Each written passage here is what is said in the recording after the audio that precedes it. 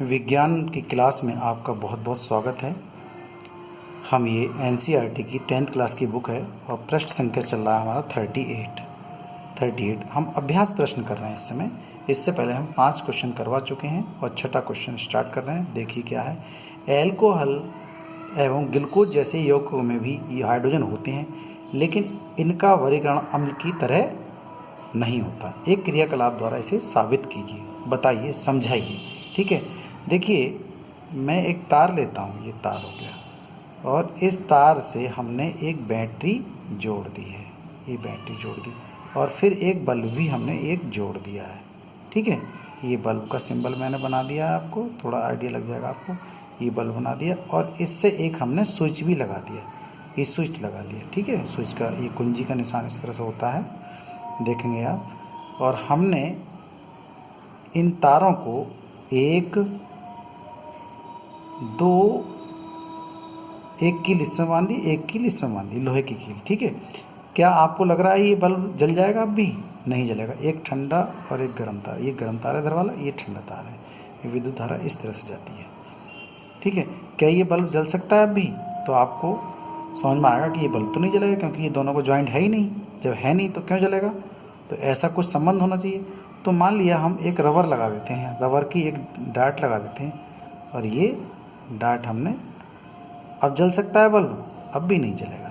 ठीक है, ये व्यवस्थित करने के मिले नहीं, इसलिए हमने डाट लगा दी। मान लिया एक हम बीकर ले लेते हैं, एक बीकर, और इस बीकर में हम कुछ इस तरह का पदार्थ डालें ताकि विद्युत का चालन हो जाए। तो हमने इसमें अम्ल डाल दिया, HCl डाल दिया, कोई अम्ल डाल दिया। तो अम्ल जानते हो, जैसे HCl है, H आयन अलग हो जाएगा और Cl आयन विद्युत चालन होगा, तो दोनों अलग हो जाएंगे, और ये फिर विद्युत का प्रवाह कर देते हैं। हम जानते हैं पहले से ही, तो कर देते हैं। तो अम्ल डालने पर तो होता। अब ये अम्ल को हम साफ़ कर दें, तो अगली बार डालें हम एल्कोहल। जब एल्कोहल डालते हैं तो ये बल्ब नहीं जलता, और जबकि अम्ल में ये बल्ब एकदम जल उठता है। एल्कोहल डालने से ये बल्ब नहीं जलता, और ग्लूकोज डालने से ये बल्ब फिर भी नहीं जलता। तो इसका अंदाज़ा कैसे लगा सकते हैं हम कि ये तो आयनों में टूटता है अम्ल, परंतु एल्कोहल आयनों में नहीं टूटता है, ग्लूकोज आयनों में नहीं टूटता है, इसलिए विद्युत का चालन नहीं करता है। इससे ये बात सिद्ध होती है कि जैसे हमने अम्ल को वर्गीकृत कर सकते हैं, आयनों में वर्गीकरण कर रहे हैं आयनों की तरह, तो एल्कोहल का और ग्लूकोज का आयनों की भांति वर्गीकृत नहीं कर सकते। मतलब उसका नामकरण हम नहीं कर सकते कि ये आयन देते हैं नहीं देते हैं। ठीक है, ये बात आपके अब समझ में आ गई होगी, क्लियर होगा। अब 7वां क्वेश्चन करते हैं। क्या है 7वां क्वेश्चन? देखें, देखिए 7th नंबर देखें। आश्रित जल विद्युत का चालक क्यों नहीं होता, जबकि वर्षा का जल होता है? वर्षा का जल देखो, एक तो हमने ले लिया आश्रित जल, और इधर ले लिया मान लिया वर्षा का जल। देखो, वर्षा का जल में बहुत सारी अशुद्धियाँ होती हैं। ठीक है, बहुत सारी अशुद्धियाँ होती हैं, ये अम्ल भी घुले रहते हैं इसमें, अम्लीय ऑक्साइड भी होते हैं। जब बारिश का नीचे पानी आता है हम देखते हैं, और आश्रित जल होता है, ये शुद्ध जल होता है। ये कैसा जल होता है? शुद्ध। इसमें किसी प्रकार का कोई अम्ल नहीं होता है। ठीक है, इसमें लवण अनुपस्थित रहते हैं, किसी प्रकार के कोई लवण, जबकि इसमें लवण भी आते हैं घुल करके, अशुद्धियाँ होती हैं बहुत सारी। तो ये शुद्ध जल नहीं होता, ये शुद्ध जल शुद्ध नहीं होता है, ये ऐसा लिख दो। ठीक है, आपको आइडिया लग जाए, हम समझा रहे हैं ऐसे। ठीक है, अब जब नहीं होता तो इसका मतलब इसमें ये विद्युत का चालन भी नहीं करता, और ये विद्युत का चालन कर देता है। केवल यही है कि इसमें अम्लीय होता है ये वर्षा का जल, इसलिए ये H आयन और H आयन देगा, अर्थात जो H आयन देगा तो इसका मतलब ये विद्युत का चालन भी करेगा, और ये विद्युत का चालन नहीं करेगा। आपको आइडिया लग गया होगा। ठीक है, तो आप देख रहे हैं कि ये इसका मतलब ये H आयन देता होगा, और ये H आयन नहीं देता है। जब नहीं देता है तो विद्युत का चालन भी नहीं करता, ये विद्युत के प्रति उदासीन होता है, ये शुद्ध जल होता है। ठीक, अगला क्वेश्चन देखेंगे हम, क्या आएगा। अगला क्वेश्चन 8वां देखें क्या है।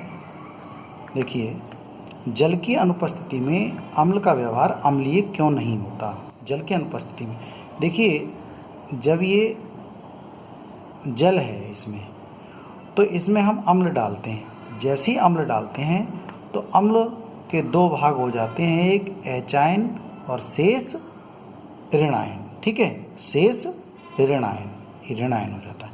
तो इसका मतलब ये जल के अंदर ही अगर सूखा होता है, अनुपस्थिति होता है, जल नहीं है, तो ये एच आयन नहीं देगा, एच आयन नहीं देगा। उपस्थिति में, जल की उपस्थिति में ही एच आयन देगा।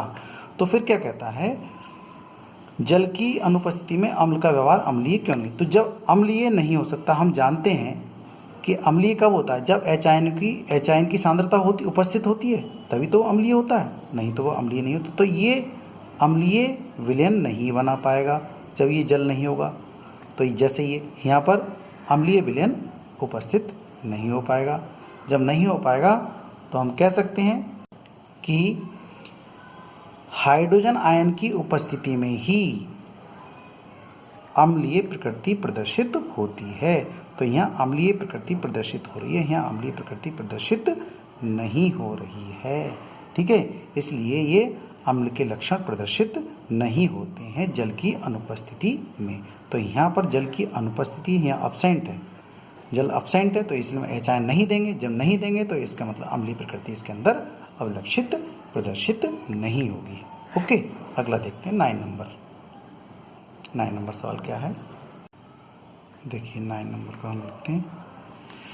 5 विलयनों ए बी सी डी व ई की जब सार्वत्रिक सूचक से जांच की जाती है तो पीएच के मान क्रमशः 4, 1, 11, 7 एवं 9 प्राप्त होते हैं। कौन सा विलयन उदासीन है, प्रबल क्षारीय है, प्रबल अम्लीय है, दुर्बल अम्लीय है, दुर्बल क्षारीय है? देखिए, हम इस बात की जांच जो करते हैं, सबसे पहले हमारे दिमाग में ये आनी चाहिए, जो स्केल है, पीएच स्केल है, तो पीएच स्केल का हम दिमाग लगाएं। यहाँ तो होता है 7 और ये कहलाता है उदासीन। उदासीन, हम कुछ नहीं देख रहे, सवाल ही नहीं देख रहे मान लिया। और इसके आगे 8 आ गया, 9 आ गया, 10, 11, 12, 13 और 14। उसी तरह से यहाँ देखें 6, 5, 4, 3, 2, 1 और 0। देखिए यहाँ मिला रहे हैं हम, ए का मतलब तो है 4 और बी का मतलब 1 है, सी का मतलब 11 है, डी का मतलब 7 है और ई का मतलब 9 है। तो मैं लिख लेता हूँ इसके नीचे, देखो कोई भी दिक्कत नहीं आएगी, एकदम सारे। अब बताओ 7 के ऊपर यहाँ तो उदासीन विलयन कहलाएगा और ये सब इधर की तरफ क्षारीय था, तो ये प्रबल क्षारीय कहलाएगा, प्रबल क्षारीय, ये प्रबल क्षारीय हो गया। और यहाँ ये दुर्बलता आएगी, ये दुर्बल क्षारीय हो जाएंगे, दुर्बल क्षारीय। ठीक है, आप जान रहे हैं नहीं, बता रहे हैं। फिर ये यहाँ पर दुर्बल अम्ल कहलाएंगे, ये दुर्बल अम्ल। और यहाँ प्रबल अम्ल, ये प्रबल अम्ल कहलाएंगे, प्रबल अम्ल। अब देखें, हम नंबर लिख लेते हैं जैसे जैसे दिया है। देखिए ए तो है 4 पर, तो 4 लिख लेता हूँ मैं यहाँ पर। देखिए ए, और बी कहाँ है, 1 पर है, तो ये हो गया वी। क्लियर, ये डी हमने ये लिख दिया और ए हो गया हमारा ये। ठीक है, अब देख लें, देखो सी नंबर 11 है, ई पर 9 है, डी 7 है, ए 4 है और बी 1 है। जैसे जैसे दिया है वैसे वैसे हमने कह दिया। अब ये पूछता है उदासीन कौन सा है, तो देखिए आपको क्या लगता है, देखो जिसका पीएच मान 7 है वो उदासीन है, तो उदासीन कौन सा हो गया, 7 वाला हो गया। पीएच बराबर 7 क्या कहलाएगा, ये उदासीन कहलाएगा। ये फर्स्ट हो गया आपका। उदासीन कितना हो गया, जिसका पीएच मान कितना है, कौन सा विलयन उदासीन है, जिसका पीएच मान 7 और 7 पे क्या चीज़ है बताइए, डी है, तो ये डी है, ये हो गया डी वाला उदासीन। क्लियर। अब अगला सवाल देखें, प्रबल क्षारीय, तो प्रबल क्षारीय, तो प्रबल क्षारीय तो यहाँ आएगा, तो इसमें प्रबलता किसकी बड़ी हुई, देखो ये दुर्बल है, ये दुर्बल है, ये दुर्बल है, प्रबलता यहाँ बड़ी, तो प्रबल क्षारीय कौन सा कहलाएगा, सी नंबर, तो ये होगा प्रबल क्षारीय। और पीएच मान कितना है इसका, 11, तो ये कहलाएगा प्रबल क्षारीय, लिख देंगे हम प्रबल क्षारीय। ठीक, अगला देखेंगे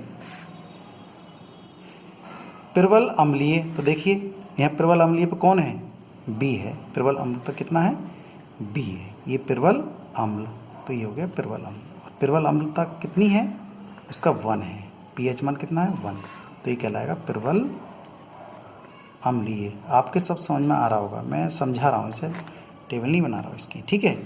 अब अगला सवाल देखिए, दुर्बल अम्लीय। तो दुर्बल अम्ल कौन सा है, देखो यहाँ दुर्बल अम्ल है, ये सब दुर्बल है, ये भी दुर्बल है, ये भी दुर्बल है। तो दुर्बल क्या है, ए है दुर्बल, क्या है ए।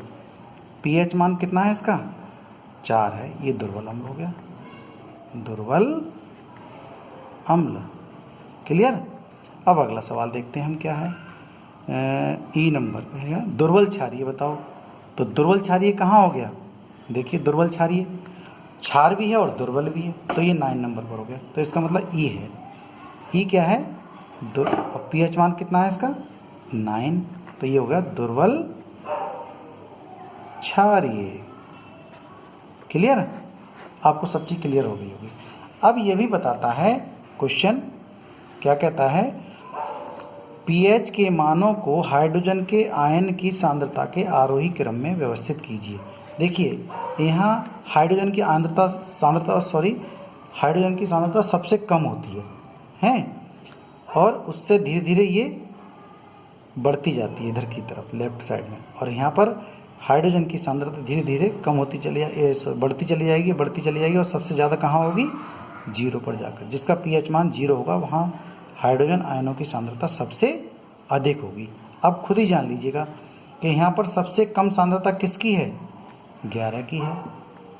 पीएच मान 11 है तो सबसे कम सांद्रता 11 की है। उससे बड़ी किसकी होगी, उससे बड़ी होगी 9 की, और 9 से बड़ी किसकी होगी 7 की होगी, और 7 से बड़ी सांद्रता किसकी होगी, अधिक सांद्रता 7 से नंबर किसका आ गया, फिर 4 आ गया, ठीक है, और 4 के बाद फिर किसका आ गया 1। अब देखिएगा तो ये ए इस पर कौन था, सी था, तो सी की सांद्रता कैसी होगी, सबसे कम, सबसे कम, ये 9 है ये है। अब देखें इसका क्रम भी लिख देते हैं क्या है, तो सबसे अधिक सांद्रता किसकी है, वो देखें किस नंबर की है, वो 1 की है, और इस पर आता है सी, फिर आता है ई, और फिर आता है डी, और फिर आएगा, इसी तरह से लिख दीजिए टेबल में देख करके जो आपने देखा है, डी, डी के बाद क्या आएगा फिर ए, और फिर ए के बाद आएगा फिर बी, ये हो गई आपके पास, ये समझ में आ गई होगी सब। तो सबसे अधिक सांद्रता जो है वो बी की है, और सबसे कम सांद्रता किसकी है, सी की है। सबसे कम एच आयनों की संख्या वो सी में होगी, और सबसे अधिक एच आयनों की संख्या बी में होगी। ओके, चलिए हम अगला सवाल देखें क्या है। अगला क्वेश्चन है 10 नंबर, क्या है, परख नली ए एवं बी में समान लंबाई की मैग्नीशियम की पट्टी लीजिए। परख नली ए में हाइड्रोक्लोरिक अम्ल डालें, इसमें परख नली ए है एक तो, ठीक है, एक तो ए हो गई, और एक हो गई बी, ये हो गई बी। अब एक में तो HCl भरा हुआ है, HCl, और दूसरे में है CH3COOH, ठीक है, दो हैं परख नली। दोनों अम्लों की मात्रा सांद्रता समान है, मात्रा एवं सांद्रता समान है। किस परख नली में अधिक तेजी से बुदबुदाहट होगी, हम जानते हैं क्यों होगी। देखिए HCl प्रबल अम्ल है और ये दुर्बल अम्ल है, तो प्रबल अम्ल है, इसका मतलब है एच आयनों की जो संख्या है, सांद्रता है, वो इसमें ज़्यादा होगी और इसमें कम होगी। जब सांद्रता कम होगी इस वाले में, तो इसमें बुदबुदाहट भी कम होगी, और इसमें बुदबुदाहट तेजी के साथ होगी। एच आयनों की सांद्रता सबसे अधिक है क्योंकि ये प्रबल अम्ल है और ये दुर्बल अम्ल है। क्लियर, और जानेंगे, ठीक है। तो ये कैसा हो गया, दुर्बल हो गया। तो एच आयनों की संख्या किस में अधिक हो गई, ए वाली टेबल में अधिक है, बी वाली परख नली से। ओके, ये समझ में आ गया होगा आपके पूरा, ठीक है। वीडियो थोड़ा लंबा हो रहा है, बाकी क्वेश्चन कल करते हैं। Thank you.